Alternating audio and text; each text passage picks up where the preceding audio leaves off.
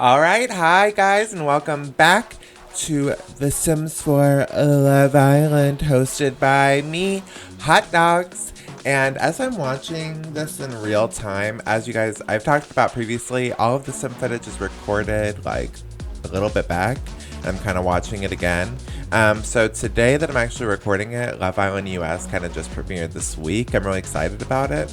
Let me know what you guys think of it, what's going on. It might even be over by now. I don't really know what my time is. It might probably be ending. I don't know, but it's really interesting. I think I might build the Las Vegas house and stuff like that too. Let me know if you're interested. But anyway, back on track. Welcome back to The Sims 4 Love Island. And this is going to be the second episode of our Supernatural week. Alright, so in the last episode, we introduced you to 4 brand new house guests. They're going to be the last brand new house guests that we have entering. And all of them are different supernatural Sims. So we have Colton, who is a male alien. And then we have Xavier, who is a male vampire. And then our 2 girls, we have Luna, who is a mermaid, and Kira, who is a spellcaster. And all of them entered and really started like causing havoc and supernatural magic throughout the house. And we're gonna see how that goes today, especially because we're gonna have them all go on group dates. So each supernatural is gonna take 2 people with them on a group date, and we're gonna see if they can make connections, try to establish it. It's really hard to really get a really high relationship when it comes to this point in the game because they're coming in so late. But they're supernaturals. They have that ability to seduce and do stuff. So we're gonna see what they're able to accomplish. I'm pretty excited. I hope you guys like this week. Let me know who your favorite new Islanders are down below. And let's get started. So as you can see, it's just another bright, summer, hot day in the villa. Everyone's just kind of lounging around outside per usual, swimming. It looks like Cole and Luna seem to be hitting it off in the pool. They're exchanging numbers, so maybe, Luna and Cole can be an item. We'll see. Things seem to be going well, and they seem to actually be a little bit interested in each other, and I kind of like them together a little bit. I'm not too sure. It's really hard to place any of these supernaturals with any of the Islanders because they're all so different from them. But I think Luna definitely has a chance. She's beautiful. I feel like Mermaid's like the most easygoing out of all the supernaturals. Maybe I feel like the girls kind of have it easier a little bit. I feel like aliens and vampires are a bit intimidating, I would think. So yeah, they're hitting it off in the pool. Everyone else is in the kitchen eating rotting food. And I was actually thinking that like you never see the Islanders eat most of the time on Love Island because they kind of eat like off camera.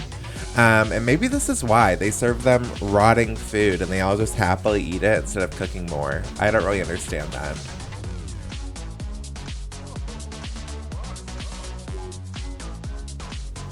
All right, and then it looks like Xavier, our new vampire, has flirted with Aurora enough, and now they're gonna go woohoo in the bedroom, just casually on the floor in between beds. They didn't want to touch anyone else's bed, I guess. So they're doing it on the floor. Everyone else is just kind of walking by and napping. All of them are kind of taking quick glances, looking a little bit. Some of the guys stop and peek, but I think all of them are kind of used to it by now. There's not that like shock factor anymore most of the time. They're all just kind of like, oh, Susu, and then keep walking. I don't know. They've all seen it all before by now, so nothing new or surprising here.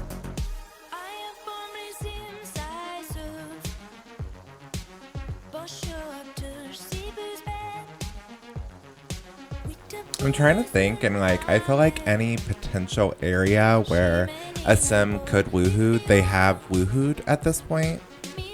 Like the honeymoon suite, maybe outside the honeymoon suite, I don't know. And then like the bedroom, the kitchen, the outdoor beds, like the bushes. I think they've hit all the check marks. That made no sense, I don't think, but so I feel like they're like running out of options to surprise me, you, or the fellow Islanders. At this point, I need to download some more like positions and stuff to make it more interesting because like they're doing it all. Speaking of that, I did actually try to get like a lap dancing thing. So Kira goes and takes Joffrey, sits him down. Or is it Joffrey or is it Marcus? Marcus. Okay, anyway. Kira is trying to give Marcus like a sexy lap dance, trying to seduce him. And it's horrible. It's so bad. Like, I don't think any of them have that skill yet or anything. So she looks possessed. She looks demented. It turned from her being like cute sitcom Sabrina to being like the Netflix Sabrina. Like, it got like really demonic all of a sudden. And I don't think Marcus is very into it. Okay, I don't think he's turned on right now. I don't think her intent is working. So we're going to go ahead. We're going to stop this. We're going to leave them. And we're going to start our first group date. So again, each Supernatural is going to take 2 Islanders with them on a group date. And our first group date, we're going to go ahead and we're going to have Colton, our alien Supernatural male, is going to take Joffrey and Vivian on a group date to Willow Creek Park Museum. Whatever. Anyway, I tried to make the couplings like as dramatic as possible, as juicy as possible. I wanted like stuff to go down on these group dates, whether good or bad. So Vivian and Joffrey are actually a couple. They've like been a thing for a while, and now Colton is with them. So Colton's either going to be a third wheel or he's going to split them up somehow. So I'm excited to see what goes down. Let's go to Willow Creek Museum. Is that what this place is? I don't even know. This isn't my save file. I'm just using the base game stuff, and I don't pay attention to those crap builds, so whatever. So yeah, it's like a really casual date. I kind of wish you were able to have like picnic blankets and cute picnics in The Sims 4. Maybe there's a mod out there or something, who knows. But they're just playing some horseshoe. It's real casual. There's chit-chat and taking turns. They're like, casually being interrupted a billion times by random townies walking by and having conversations, which is fine. They're in a public space. I understand. But yeah, it's kind of a boring date. Nothing really interesting is really going on. I was pretty bummed. I thought something would happen, but I don't really know what I was exactly expecting. I'm not keeping score of who's winning because this isn't a like Big Brother series or something. Like, I don't care. I mean, maybe you can tell me in the comments who won. I'm not paying attention to that.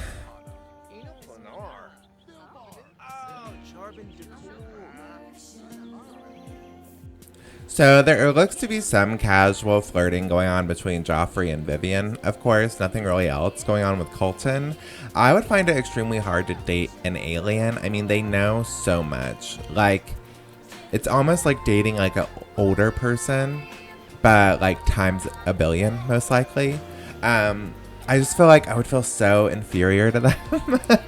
And like in Colton's case, like he's in a disguise. So like none of them even really know he's an alien.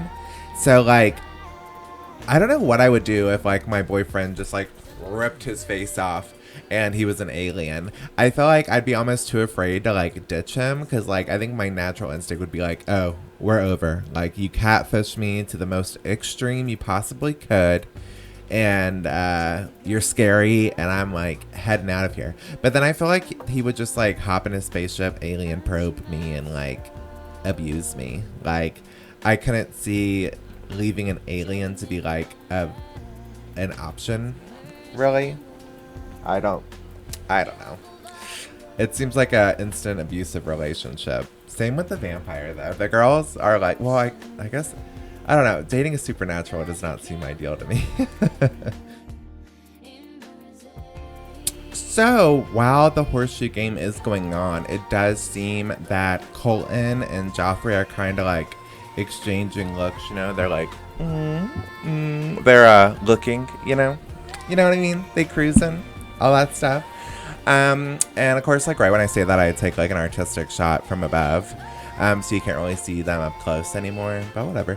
But yeah, they're kind of like looking at each other, feeling each other out. I think they like each other's company. I think this is kind of going well for most of them. However, Vivian has started to smell really bad. Okay, I don't think she put deodorant on before she went out in this hot sun, and now she's stinking a little bit. And she's kind of like instantly put in a bad mood because everyone's kind of like, you stank, you know? Like, ugh. And I think that kind of sets her off a little bit.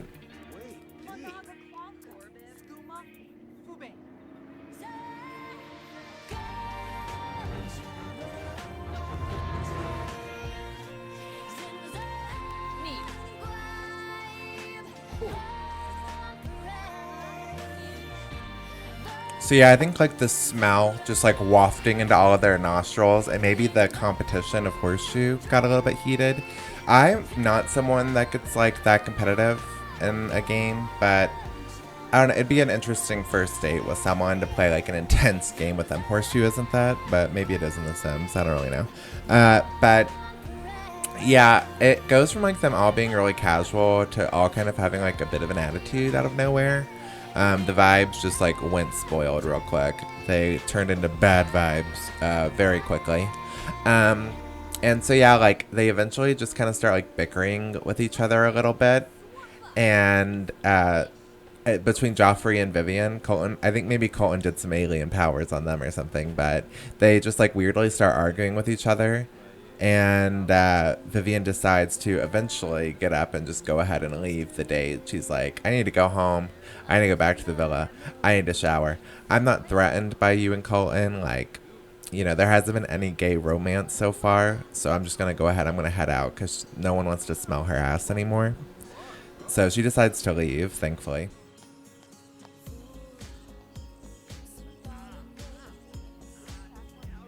All right, so now we're just left with Colton and Joffrey.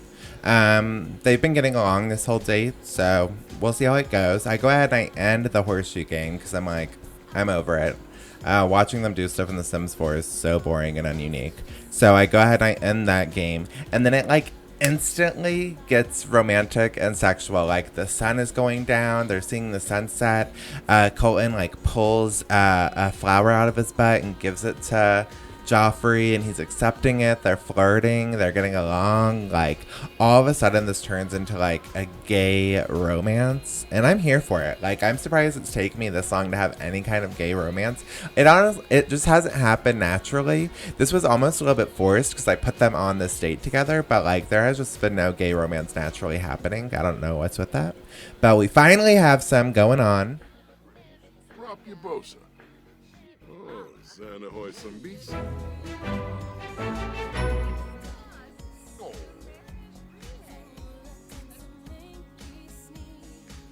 But yeah, we're hitting it off. We're getting it going. Joffrey and Colin exchange numbers. So they send a little text to each other.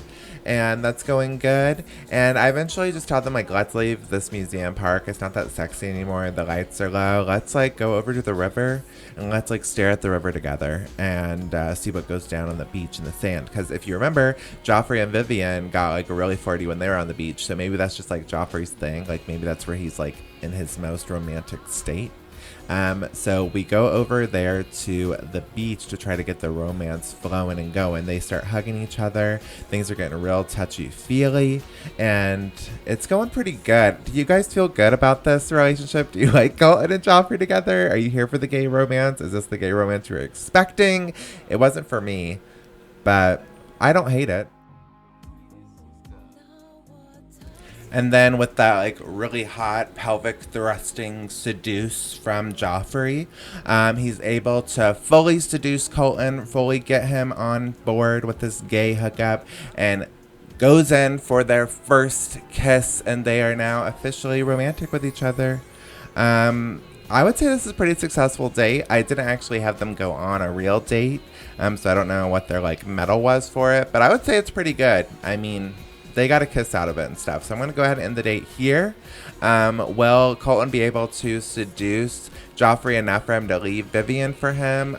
You know, will they be a new couple at the recoupling in Friday's episode? You'll have to wait and see. And we'll see how Vivian reacts to this as well, because who knows if the romance will continue once they get back to the villa. So we'll have to wait and find out on that. But we're going to go ahead and we're going to move to our second group date.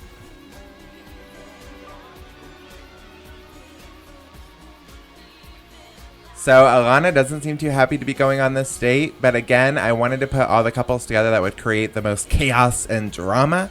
So, on Xavier the Vampire's date, I decided to put him with both Aurora and Alana. They both already have interest in him. They've both hooked up with him, I'm pretty sure, or at least Aurora has. If I can, Alana has too. So they've both hooked up with him. They've been after the same guys all season long.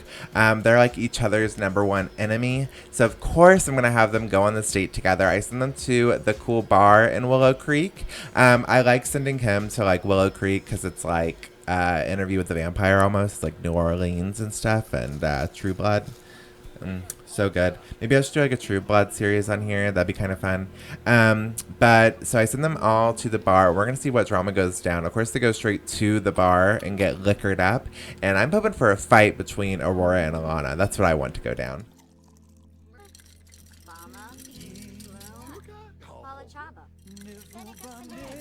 So, what do you guys think about this feud between Alana and Aurora? Like, which side are you on? Are you Team Alana or Team Aurora? I think in real life, I don't know. I don't actually know. On The Sims too, I think both in The Sims and in real life, I would probably be Team Alana. I always like the blonde bitch, you know. So I think I might be on her side. Depends on how ignorant she is, I guess. But yeah, are you into this feud? Whose side are you on? Let me know in the comments below. And just so you guys know, when I tell you guys, you know, let me know this in the comments. Let me know this in the comments. Write this. I say it like all the time in my videos. And it's because I actually do want to talk to you guys. It's not because I want comments. I'm not saying, you know, like, ooh, my neighbors are banging above me. Sorry if you heard that. It's not because I want comments, you know, just because, like, I don't care about the numbers. I'm not doing this for numbers or to be monetized. Most of my videos can't be monetized anyway. I'm doing it just because I want to talk to you guys. I'm a really lonely wiener and I need friends. So leave comments. Anyway, back to the date.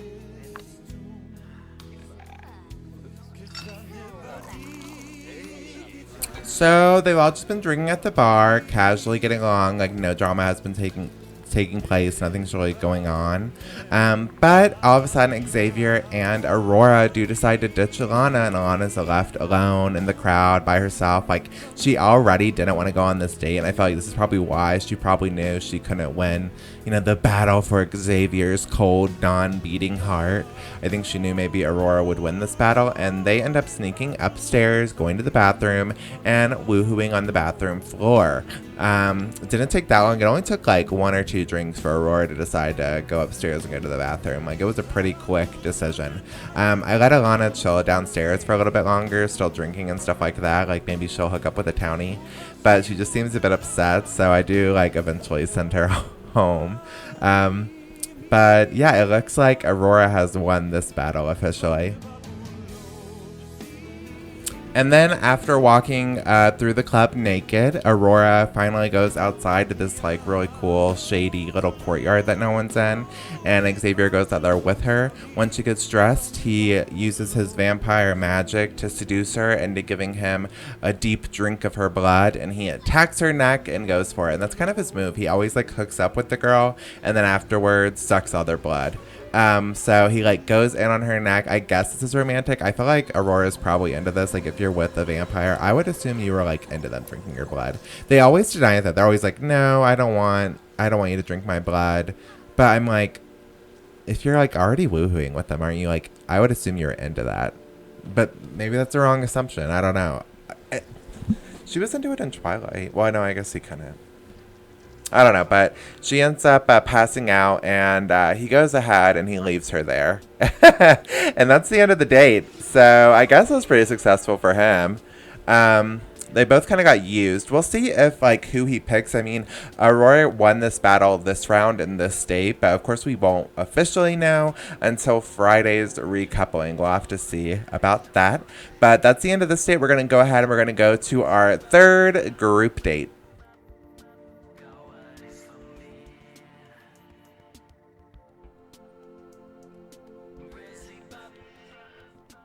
So for the girls' dates, I feel like their couplings are a bit less juicy, in my opinion. I feel like only the girls have been arguing with each other. So when you put like boys with them, they've all been kind of getting along, the boys have, I don't know. But this is going to be Kira, our spellcaster's date, and she's actually going to take them to Glimmerbrook, and then of course going to take them to the magical realm. So this is pretty cool. And we're going to have her bring Ava and Marcus along with her, our two redheads. And I guess Kira's a redhead too, kind of. So they're all kind of our ginger little group going together. We'll see who she hits it off with, if any of them. I think Kira, I don't know. I feel like out of all four of them, she's going to have a hard time. Right now, I feel like she's the one that's definitely probably going to be going home on Friday. I haven't seen her hit it off with anyone in the house that well. So this date is like pretty important for her. If she doesn't make connections with at least these two people, or at least when she gets back before Friday's recoupling, I really do think that she's going to be one of the spellcasters that goes home. She's not really making any big impressions, so hopefully she will be able to with them. Like, they're all ginger. There's some common ground. Maybe she'll feel comfortable enough. And they're also going to her, you know, special magic village. So maybe she'll feel, you know, at home in peace, not in the villa, be able to be more her herself. We'll have to just wait and find out, I guess. But I don't have too high hopes for her.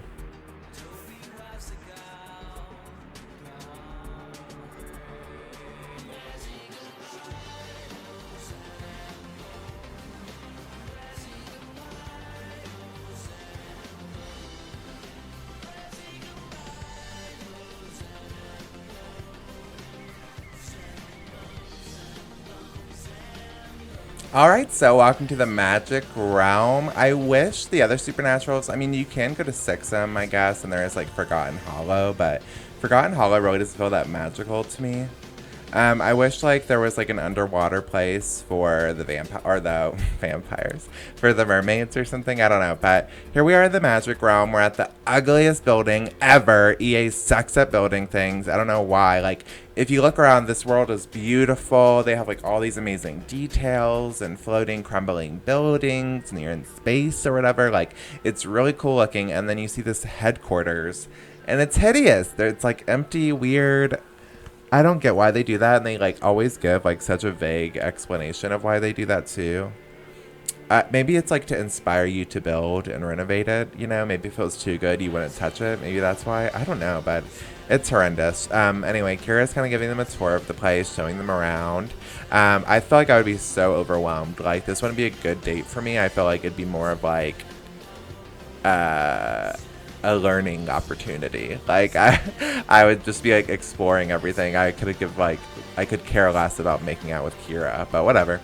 They all go upstairs to, like, the glass atrium. They're all kind of sitting down, chit-chatting, talking to each other. Ava doesn't last too long during this conversation. I think she gets a little bit hungry. Her belly starts growling a little bit. And she decides to go over to the cauldron and work her magic over there on the cauldron and whip up some macaroni and cheese. Got that macaroni cheese in the pot. I was going to quote wop, but it doesn't really work. Like, I feel like unless I just start rapping the whole song, if I just quote macaroni cheese in a pot, you won't know what I'm talking about.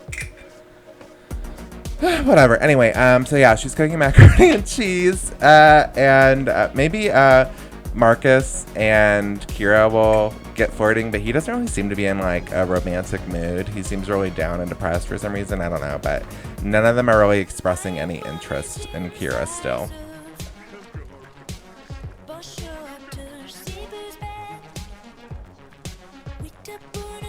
But before the macaroni and cheese is even done, the spellcaster comes over and starts flirting with Ava.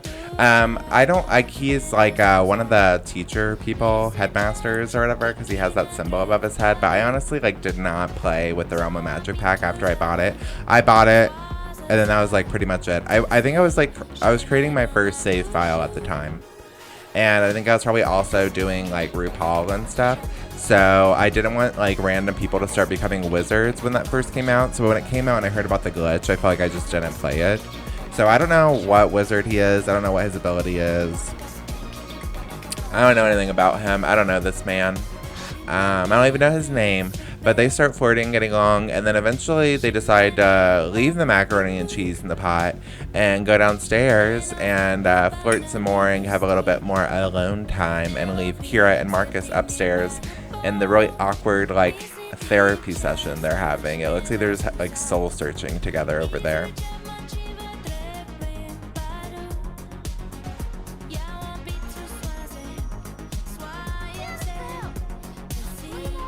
So yeah, anyway, I followed Ava downstairs because that was way more interesting than them like reading books upstairs. And she's just like flirting heavy with this old man. It's very much like Aurora hooking up and flirting with that ghost when they were on that one group date a few episodes ago. It's a lot like that. Like, she's just hooking up with this random townie because she feels like it. She's into him. And it's going successful. Like, this is the best date we've had so far between the two of them. Like, this was better than Colton and Joffrey's date and kiss. Like, they're making out hard. And they're really into each other. It's a really odd, gross, weird couple. I don't ship it, but whatever. Like, do your thing. And then they decide to just go right on into the bedroom, or not the bedroom, the bathroom that's right nearby, and hook up on the bathroom floor. Everyone loves doing that. It seems really gross and unhygienic, but whatever. Go you, get that nut, I guess. But yeah, while Ava is actually having fun downstairs, upstairs the therapy session is still going on. Marcus just seems to be sad and venting to Kira, and she's like consoling him and hugging him. It's like non-romantic. It's very much like, you're a pathetic ginger man. What am I doing with you? It's not romantic. It's not cute. I end up just like ditching them. I'm like, okay, comfort him and let's just get out of here. Thankfully, by the time they head downstairs, Ava is like already wrapping up in the bathroom with this old man. So she just like wipes herself clean and heads out the door, and they all are gonna head back and go to the villa in the States over. Honestly, not successful at all. Maybe a relationship was built between Ava and Marcus because, or not Ava and Marcus, Kira and Marcus because of this, and that really does matter. But what a bad group date. I thought like maybe, I didn't think it would go well because I had a hard time picturing Kira with anyone, but I thought maybe being in the magic realm she'd be able to like do something, but she like never uses her powers, so.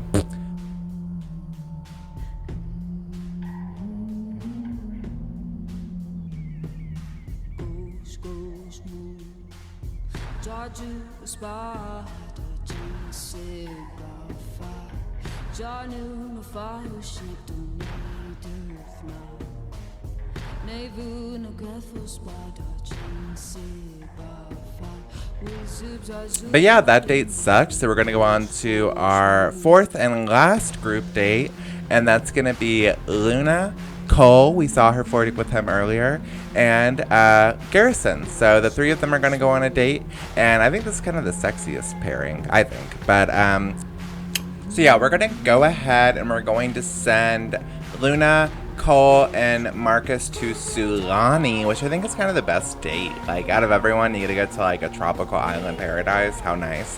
So I'm gonna send them there to Sulani's hometown. She's gonna show them her like sexy mermaid powers, and we're gonna see if it helps her at all being in her hometown. Oh fuck, how did my color go off? This always happens to me. I'm so irritated now. Anyway, I sent them all to a bar in Sulani, like a little tiki bar, and they just kind of get some margaritas going. I actually don't really, South Polynesian. What kind of alcohol do they drink in like Hawaii? Pina coladas? I don't know, never been, never left the country, so I'm an uncultured swine. But they just have a few drinks. There's a little like TV on the table, and they end up going and sitting over there and watching TV with the locals, and enjoying whatever is on. I think it's like, I would assume it'd be like a sporting thing, but I can't actually remember what they're watching.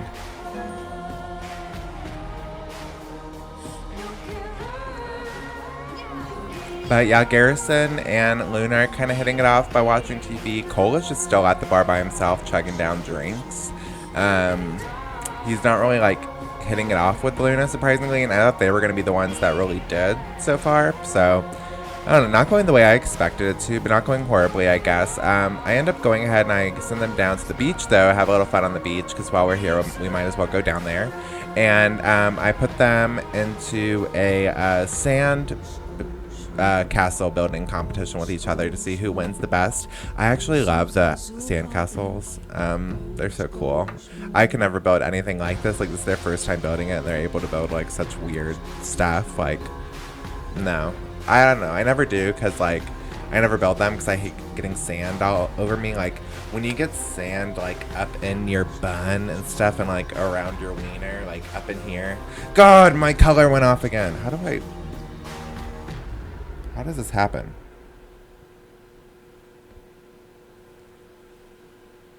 That's so annoying. Anyway, when you get sand up in your creases and stuff, it's not good. It's not good around the wiener. I feel so confined in this like little square that I'm in. Like I can't move at all. I'm just like, I feel like a bun. Like I feel like a hot dog sitting on a plate. See? Not able to move. Because like the second I move or do anything, I change colors. Maybe I just need to change my autofocus. I don't know how to do any of this. I'm not a professional. So I feel like my editing and stuff is like getting better with time. Like I feel like my first Big Brother series was kind of poop because I didn't have a camera or anything. My last RuPaul series was my first time using this stuff to edit. And so I'm hoping it's getting better. I'm learning slowly. Sorry for any difficulties. It's not being like 100% perfect, but I'm gonna get there, I promise. Like eventually this is just gonna be like an actual TV show. That's the goal. I want to be a TV producer. So I went to a community college for a little bit. I've been accepted to a few colleges and then never, the farthest I got was getting the acceptance letter. But I've gone to a few and been like, I want to become a TV producer, and they're all just like, what? Like I want to do reality TV producing. I love reality TV, and they're just like, get a job, get a real job. But so this is me doing it. I just do it on The Sims all day, and this is me fulfilling my dream.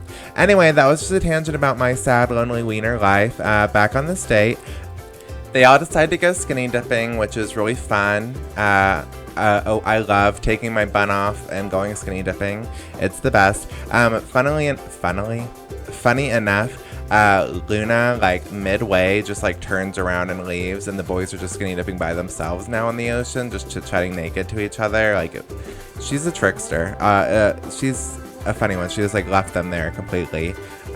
It's very much like sitting in the hot tub 6 feet apart, but they're not. They're not even doing that. Like, how queer. They go back to the beach though, and it kind of like ends the skinny dipping session. So yeah, they end up just going on the beach. Everyone's just shocked that they're all still naked. Luna and Cole get on the swing, and I'm sure that's not the only thing swanging.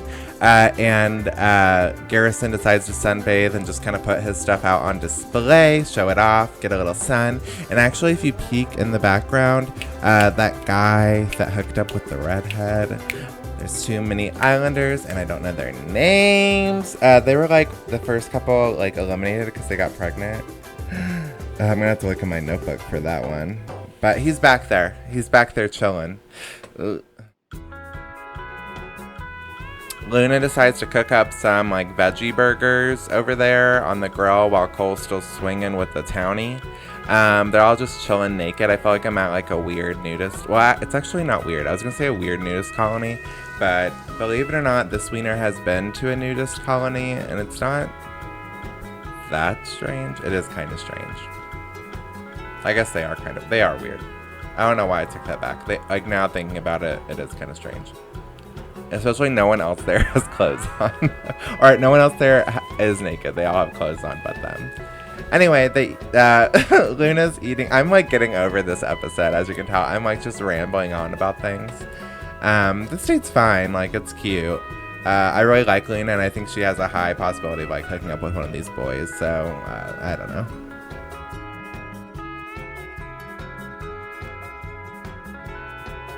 And our little prankster Luna decides to go over to Garrison when he's laying down, and she squirts some sunscreen all over him. It does look very suspicious with the blurring. It looks very odd. But it is sunscreen. And she squirts it all over him, leaving him with a nice polka dot tan eventually that I didn't realize would last so long. I think it lasted him like for a couple days after this, because he was really laying out. He was really getting dark, and she did him dirty, and I appreciate it. After that, she just struts on over to Cole, and they start flirting again. So I think that's kind of the end of Garrison and Luna's fling right there. She squirted on him and then walked away and left him.